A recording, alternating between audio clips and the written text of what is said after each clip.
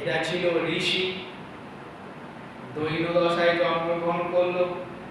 কেউ এইভাবে কন্যা ভেট পাঠায় না, যে ভগবানের লীলা বলে এটা সম্ভব। ভগবানের লীলাতে এরকমই সম্ভব, কোনো মানুষের লীলাতে এই সম্ভব। কন্যাকে এইভাবে ভেট পাঠাতে পারবে না, পাঠায় না। কিন্তু ভগবানের লীলাতে হবেই, এটা ঘুরে ফিরে যেভাবে হবে, নাহলে ভগবানের সঙ্গে লীলা হবে কি করে? তারা ভগবানের বাড়িতে আসবেন, ভগবানের বাড়িতে এসে কোন কাজ দেবে? অনেক গরু, গোয়াল ঘর, গোবর টোবর ফেলতে হয়, পরিষ্কার করতে হয়।